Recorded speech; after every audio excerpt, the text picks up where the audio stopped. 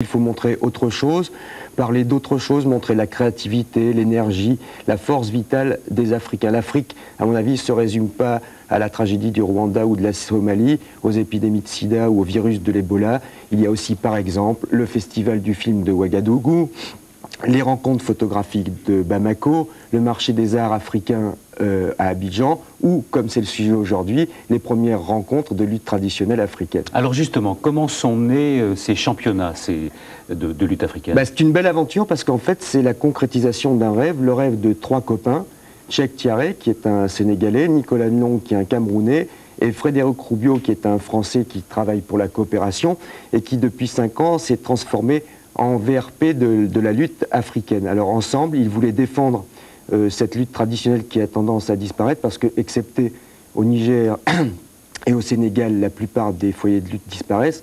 D'ailleurs, Nicolas Long, qui est arbitre camerounais, me disait, vous savez, on a importé des sports venus d'Europe et on a délaissé le seul qui soit authentiquement africain, c'est-à-dire la lutte traditionnelle, et c'est un morceau de notre patrimoine, il faut le conserver.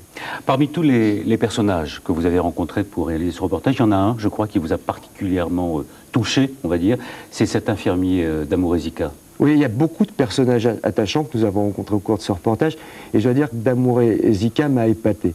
Damouré Zika, 71 ans, un sourire éblouissant, beaucoup d'humour et une énergie incroyable. Rendez-vous compte, cet homme qui est retraité est à la fois, c'est un ami de Jean Rouch, l'ethnologue, il est à la fois comédien, il a tourné dans la plupart des films de ce cinéaste passionné d'Afrique, homme de radio, tous les vendredis matins, et depuis des années, il anime une émission à la radio pour parler des maladies les plus courantes, la tuberculose, le ver de Guinée, la bilharziose et bien évidemment le sida. Et en plus, il est infirmier dans son dispensaire, là où il travaille et où il fait à la fois de la médecine traditionnelle et de la médecine occidentale.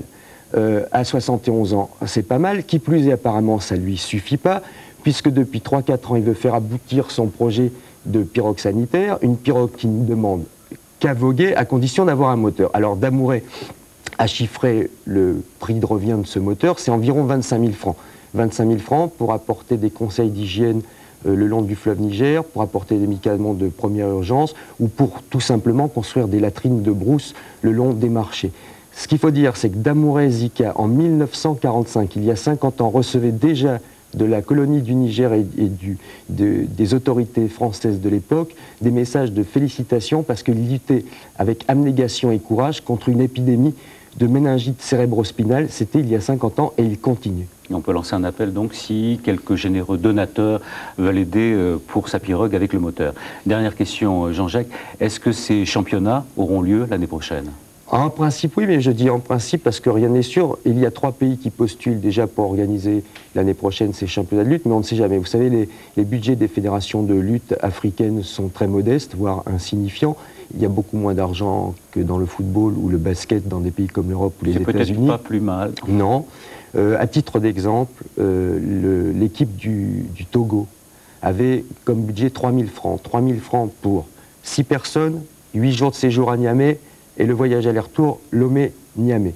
Alors, c'est pas beaucoup, ils se débrouillent comme ils peuvent, et ce que je dois dire, c'est que malgré tous ces handicaps, ces championnats nous ont offert à la fois de la joie, de l'humilité, de la force et de la spiritualité. Alors, je souhaite qu'une chose, c'est que ça recommence l'année prochaine. Nous aussi. Merci Jean-Jacques.